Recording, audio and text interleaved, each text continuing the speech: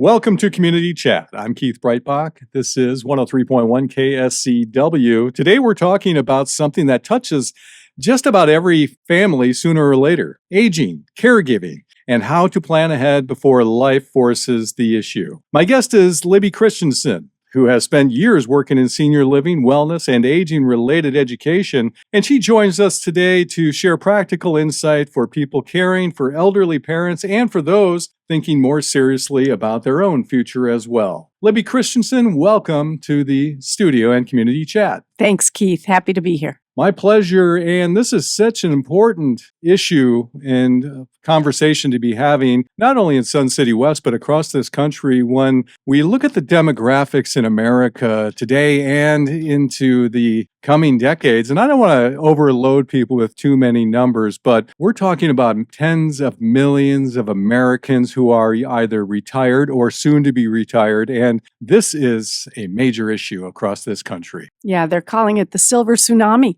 The silver, I haven't heard that, but there you go. It's certainly something that we all need to be aware of, isn't it? In terms of how are we going to address these issues? And there doesn't seem to be any national policy, a real coherent one, cohesive one for people. So it's really up to the individual to educate themselves and make them aware of how we're going to be aging into the future. Yes, and aging well. And so what can you tell us about, based on your experience, how does one even start that conversation, Libby? So I usually tell people that have questions that my background is not as an expert, but as an observer. So I've had a front row seat, not only in my work, but also in my home with in-laws and watching people age. So learning a lot from the people around me and helping people understand that planning ahead in these difficult situations can smooth things. So sometimes when there is a health crisis, everybody has to get on board. And sometimes family dynamics or personal views of aging can get in the way of that. So my advice is always to plan ahead. And what does planning ahead look like? What are the first three things or half dozen things that people should be considering as part of that plan? So usually people are talking to me about their parents, and they're having a hard time getting them to move or bringing in care.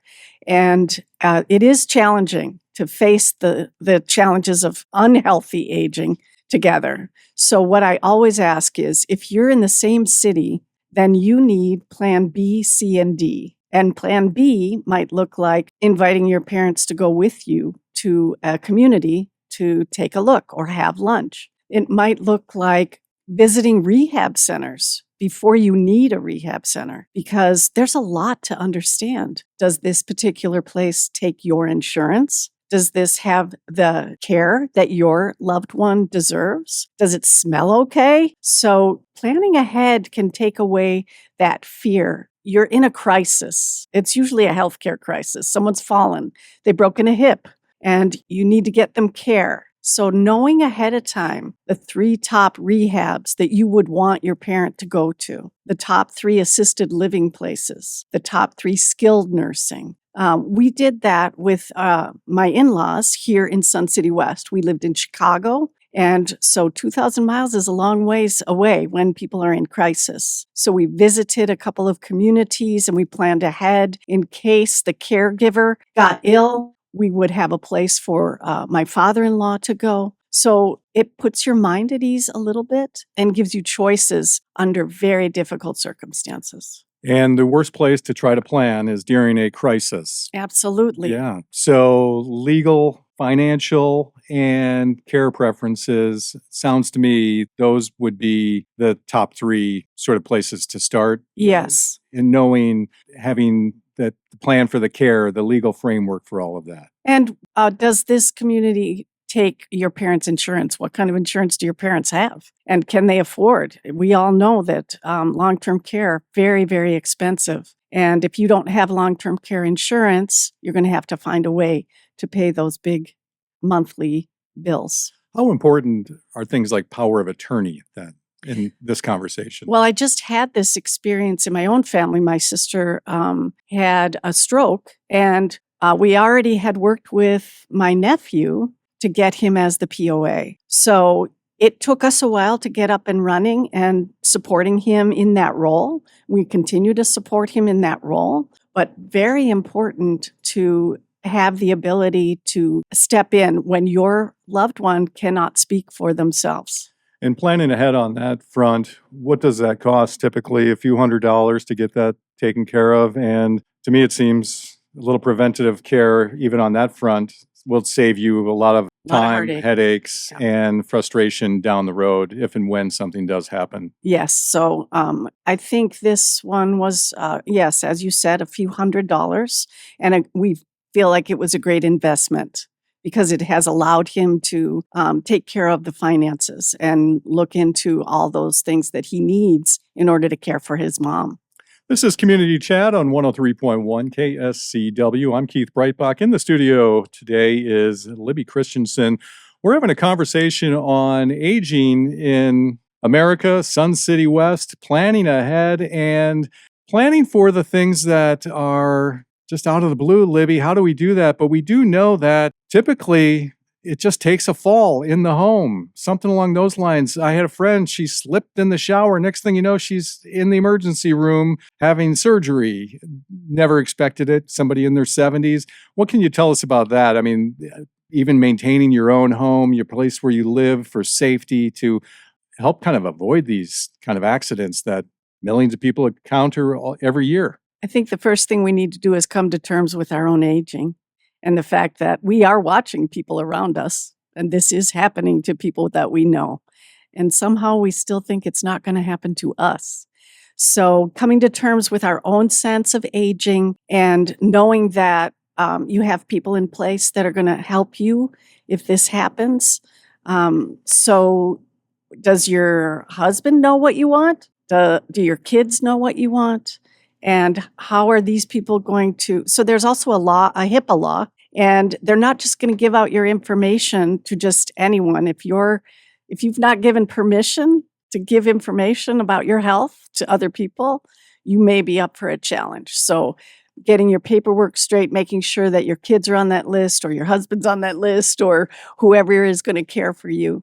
If you are aging alone, it's good to have a network. You can also hire people to be your fiduciary. There are many things, resources available to people to have a plan in place ahead of time and understand that sometimes accidents do happen. There are a lot of resources, but they seem to be dispersed and they're not really all connected. Social Security, Medicare, Medicaid, navigating the bureaucracy on all of those types of things. And then you have a web of resources locally. And it's like trying to tie all of those together. What do you recommend to people? Start local. Start local. Yeah. Look within the community and see what resources we have right here in Sun City West. And then there are, Benavia is a great organization. They can offer lots of workshops and also support systems for people. They have daycare, they have adult day services that are available. So I always want people to start local. And then there are also national programs like the National Council on Aging, Area Agency on Aging. These are people that can give you advice and also give you support systems that you might need if you're here all by your lonesome. In your experience, dealing with folks in the senior care industry and the seniors themselves, I'm guessing you've met a lot of folks along the way. Some of those stories, and what have you learned in terms of from other people's experience, what they should have, would have, could have done differently for themselves?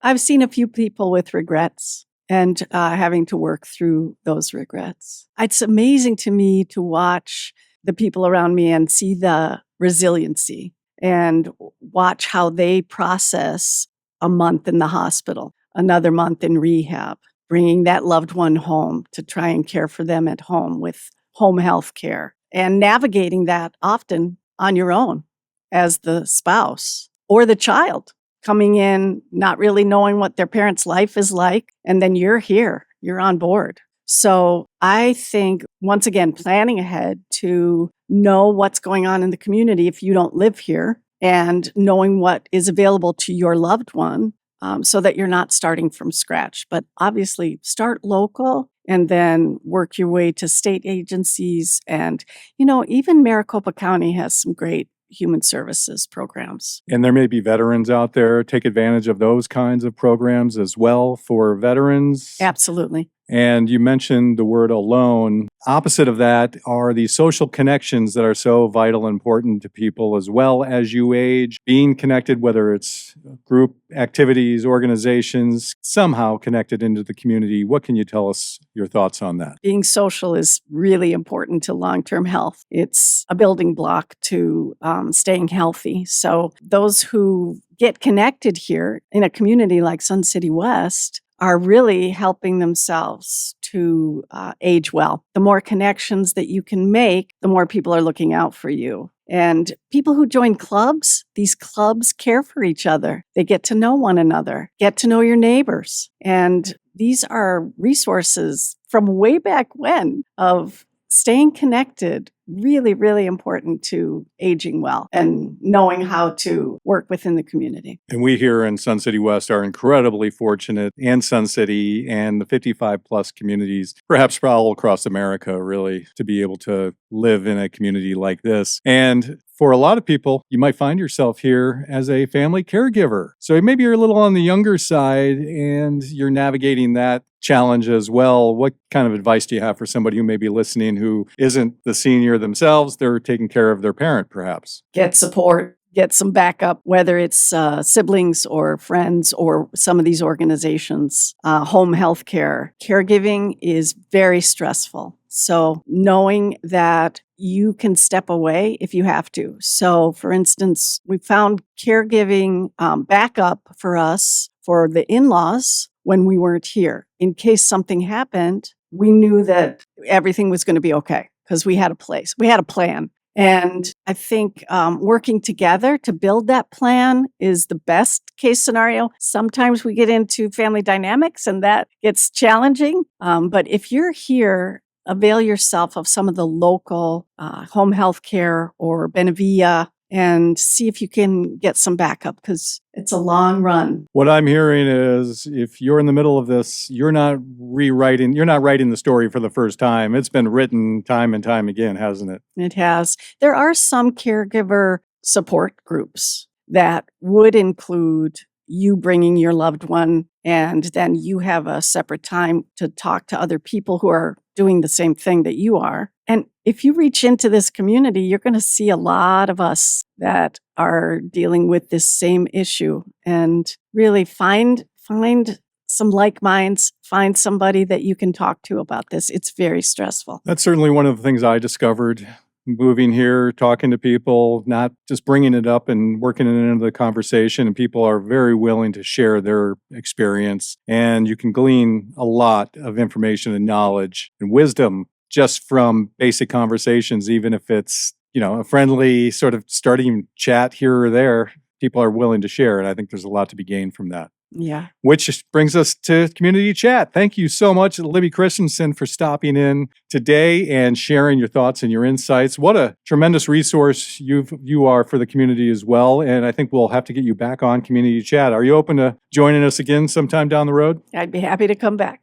Thank you. Thank you, Libby Christianson, for joining us on Community Chat. This is 103.1 KSCW. I'm Keith Breitbach. Thanks for listening.